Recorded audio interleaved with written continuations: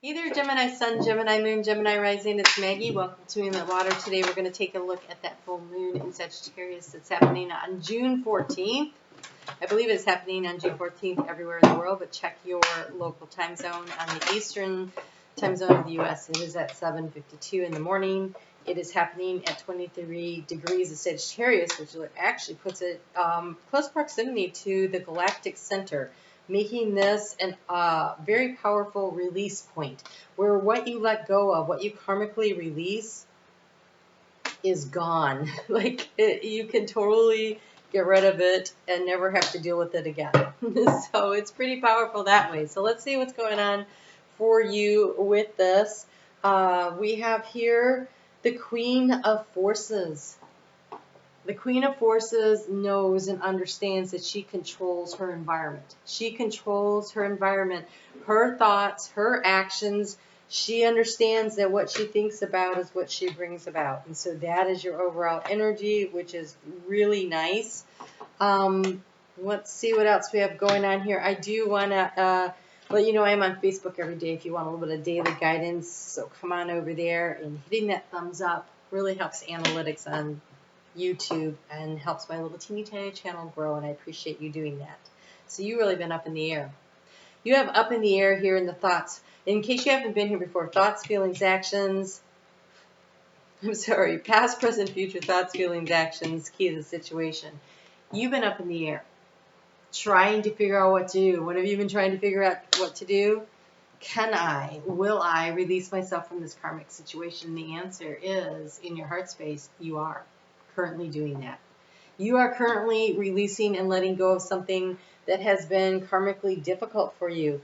And I have to say that the way forward looks really, really good. This is going to be a long-term process. It is going to take you a while. I feel like you're going to have to disengage from a situation and kind of shut down a little to allow the healing to come in, but the healing will come in. Oh, yes. Wow. Okay, I see what's happening here. All right, so in the area of the transformation, we have the two worlds. Here's what you've been trying to transform. You have been spending a lot of time looking at what seems to you to be a life of drudgery when outside everything else seems to be better, right? This is the I don't like where I am, but I don't know what to do about it kind of feeling of card. Is this my lot in life? Is this all I'm going to get? Is this as best as I can get? And the answer is no. The answer is no, because in the recent past, the waterfall is in reverse, which means that you've been holding your emotions in, and also it is blocking the flow of abundance from spirit, from what appears to be some kind of, I feel like it's probably from the karmic cycle. Like this is what I always get, this is what always happens. But I think you're starting to understand that you can change that. You can change that by making some kind of a major choice. This is a major release point. So what are you going to release? Are you going to be able to? I believe so. Step into your power. That you are, in fact, able to control your environment. That you are in touch with all aspects of it. So the big struggle has been Uriel and the Sphinx. And it's in reverse. This is the ancient wisdom and knowledge. And so somehow you've been being blocked from understanding your own magnificence. That you totally are the creator of your own life. Also, when it's in the reverse, it also tells me that you have been being blocked from knowledge and information. And so there's been an information, I want to say desert, an information desert where you've just been seeking the information, but it doesn't seem to be coming. A lot of the answers, though, are going to come from within. By getting in touch with your emotional response. How do you feel about things? Truly. So my mom was a Gemini, and she didn't like to be very much in touch with her emotional feelings. She had them. Everybody does. She was a Pisces moon, so she definitely had them, but she didn't feel like you should display them out to the world. Now, part of that was generational, but part of that was also that it made her uncomfortable. And I think that the way through this is to Take it out of the inverted into the upright and allow yourself to get in touch with your emotions and allow them to flow through you instead of being dammed up. Here we have, if you do that, you have the willow. The willow has its roots that go deep into the water, and that's what gives it the growth. And the water here is the emotional water of your own intuition. We have the Oracle of Delphi.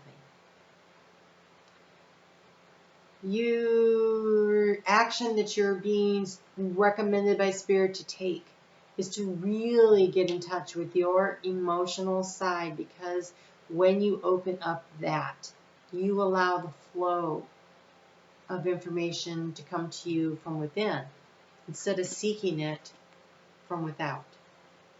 Whatever's been blocking you from the information that you've been seeking, I think it was because you were supposed to learn to trust yourself and seek the information from within. In the thoughts in the future, we have the Ark of the Covenant in reverse. That is the breaking of a major contract. But by major contract, I don't just mean like some kind of a contract you signed here in this lifetime. So, does it mean you're getting a divorce? Possibly. Does it mean you're quitting a job? Possibly. But what it really means is you're ending a karmic cycle. You're releasing yourself from a lifetime's kind of contract. Some vow that you made. The vow could have been, oh my gosh, I never have enough money, because in past lifetimes maybe you were a tax collector and you realized that what you did was make everybody's life miserable, and so you never wanted to be in that position, and so you come in and you started trying to make up for it in several lifetimes by being super poor. That's a karmic cycle that you can totally change right now. It could be the same with maybe you were someone who went off to war all the time, and so you were always leaving, and so then you went through years, lifetimes of abandonment, so you could learn how to deal with abandonment issues from the other side. There's a chance to completely erase whatever that karmic vow is. It could be releasing somebody that you've traveled through many lifetimes with. But it feels more like it's very much about a lesson, because we have the Sphinx involved, a lesson that you came here to learn on a very deep soul level. And I don't think that we can say we're releasing ourselves from people, because we're all souls that come in and we work together, and the people that trigger us are here to remind us of the lesson that we came here to learn, and we can't learn it if we're not triggered, because we can't remember in this current lifetime. There's that veil of amnesia. And so this is releasing a pattern. This is learning that you actually have control and that you create your own life. You create it through the thoughts you think and the actions you take at the everyday moments. So there's a need to, I think, withdraw from the world a little and to connect in with your higher self. And so using this full moon to release some of this, because here we have the Winter card in the space and the heart moving forward.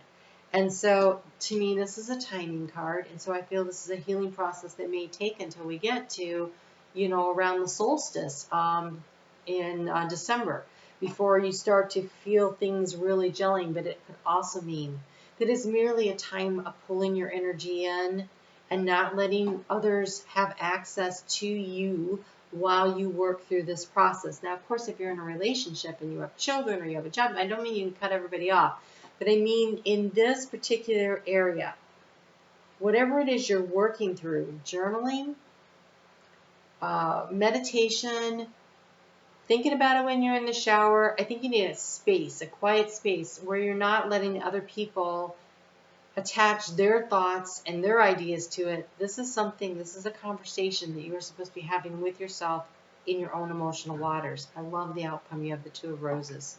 And this is the Winged Messenger. And this is that Spirit is bringing into you messages. Spirit is bringing in love. We've got the Dove of Peace, which is very much Gabriel's energy, which I associate with Gemini energy. We have the Hawk coming in. The Hawk is the one bringing the letter. The hawk knows what it wants, and it brings the information to you. It's going for it. And there is an opportunity. The table is set for you to sit and talk to someone. It could be your higher self. It could be a significant other about what it is that you want to manifest, what it is that you want to create. This is conversation, news and information coming in a very peaceful way to be able to release yourself from the karmic trench and to remember that you are the power. You create your own world.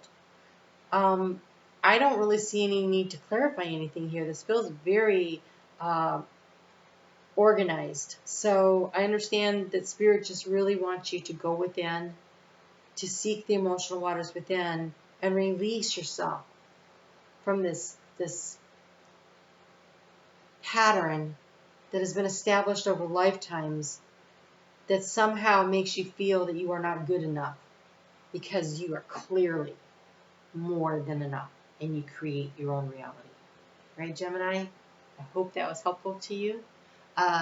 This is the first full moon since the last eclipse in that sign, so it's pretty powerful. That's happening also if you're Gemini rising in your house of partnership, so in case that helps at all. Great. You guys take good care. Hit that thumbs up if you're still watching, and I am on Facebook every day. We'd love to see you over there. Please take good care.